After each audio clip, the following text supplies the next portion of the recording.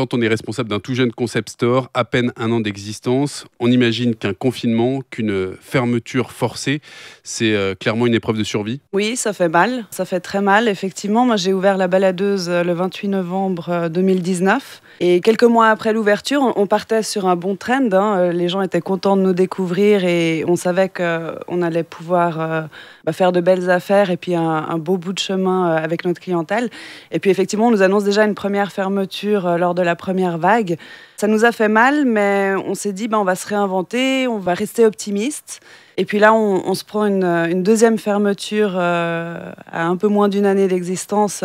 Oui, ça fait très mal. Pour les commerces comme le vôtre, il y a cette option de la vente en ligne. C'est une option, certes, mais compliquée. Alors, c'est une option. Moi, je travaille sur un marché un petit peu complexe et spécifique. C'est que je travaille avec des petits créateurs. Qui dit petits créateurs dit petite collection, petit stock aussi. Donc pour moi, c'est même presque pas imaginable de travailler avec un e-shop en fait. Parce que l'e-shop me demanderait un travail conséquent, sachant que j'ai très peu de stock, donc très peu de gamme en fait pour chaque produit, très peu de taille. Et du coup, je passerai plus de temps à mettre à jour mon e-shop entre les ventes qui se font en ligne et les ventes qui se font physiquement qu'autre chose. Donc c'est un autre métier. Maintenant, il est clair qu'on doit se réinventer. Donc moi, j'ai plutôt opté pour un concept de vente online sur notre compte Instagram et notre page Facebook. Et on fait des lives en direct de la boutique 2 fois par semaine. Ça fonctionne, mais c'est pas non plus notre métier premier. Et moi, si j'ai ouvert un concept store, c'était quand même à la base pour avoir justement ce contact clientèle qui est hyper important de nouveau sur notre marché des petits créateurs. Parce qu'on doit expliquer l'ADN d'une marque, on doit expliquer comment est produit un collier, un bijou, comment est imaginé, comment il est dessiné. Et tout ça, c'est pas faisable en ligne, tout simplement. Alors oui, là, actuellement, dans l'urgence, on a trouvé cette solution. On fait comme on peut, en fait, mais c'est clairement pas une solution à long terme. Pour la clientèle, c'est forcément compliqué de savoir comment se porte un vêtement. Alors c'est pour cette raison qu'on fait des lives, parce qu'en fait, là, j'ai fait des photos de tous les produits que j'ai dans ma boutique. Les photos, c'est bien, c'est chouette, mais clairement, comme vous dites, les clientes veulent pouvoir se projeter et voir le produit porté et en mouvement. Donc c'est pour cette raison qu'on fait les lives. Maintenant, ça ne remplacera absolument jamais une expérience boutique, c'est-à-dire que la cliente, elle vient et elle choisit selon un panel de propositions. Elle va aller plus vers une couleur ou une matière en fonction de son envie du jour. Et puis moi, je me rends compte maintenant qu'on fait ces ventes online. Une vente, c'est à peu près entre 8 et 15 échanges de messages avec la clientèle en ligne. Et ça va même jusqu'à des questions, comment je vais pouvoir laver mon pull? Est-ce que ça se lave à 30 ou à 40? Tout ça, c'est des informations qu'elles trouvent normalement en direct dans la boutique. Elles regardent simplement l'étiquette du produit. Mais là, elles doivent nous poser ces questions.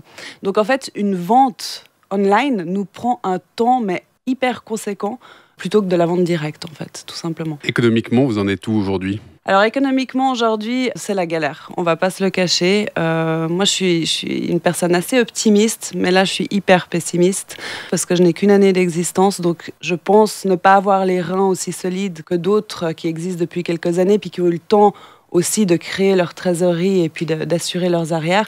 Donc économiquement, aujourd'hui, ça va pas. On essaye de sauver les meubles, on va sauver ce qu'on peut sauver.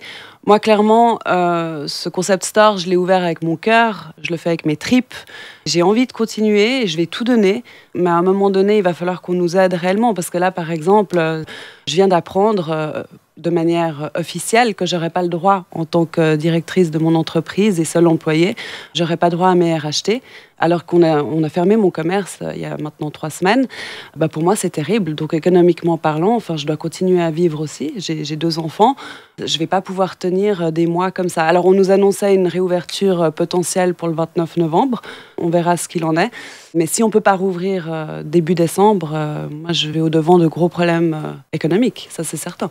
Aujourd'hui, vous bénéficiez de quel type d'aide, de quel type d'écoute, de quel type de retour de la part de vos bailleurs et compagnie ? J'ai fait toutes les demandes d'aide, que ce soit pour le loyer commercial, ainsi que pour les RHT. Pour l'instant, je n'ai absolument aucun retour. Malheureusement, je ne fais pas partie des baux commerciaux de la ville de Genève. J'ai un propriétaire privé qui a reçu une demande. Donc, on attend de voir ce qui sera possible de faire, en tout cas, j'espère, pour le mois de décembre. Novembre a été payé de notre côté. Au niveau des RHT, comme je vous le disais, manifestement, je n'aurais droit à rien. Mais là, de nouveau, on nage dans un flou total. Moi, je suis quand même aberrée du fait que j'ai une entreprise, une SARL, mon concept store est au registre du commerce, enregistré. Ils ont toutes mes coordonnées. Personne, mais absolument personne de l'État ne m'a contacté depuis 3 semaines pour m'annoncer au moins une marche à suivre, ne serait-ce que ça. Quand il s'agit de nous envoyer des rappels pour des factures ou simplement les factures, il n'y a pas de souci, on sait où nous trouver. Alors, j'en suis pas allée faire la manifestation qui aura jeudi prochain parce que j'ai pas le temps de le faire, tout simplement, parce que j'ai une affaire à faire tourner et que je vais devoir plutôt être sur place pour pouvoir faire des lives, des ventes online, répondre à mes clientes. On doit, comme je le disais tout à l'heure, sauver les meubles, faire un maximum de ventes, être sur le terrain. Et ça nous laisse très peu de place finalement pour l'administrative, qui est une charge très importante actuellement. Aidez-nous, on ne va pas pouvoir survivre de cette manière-là.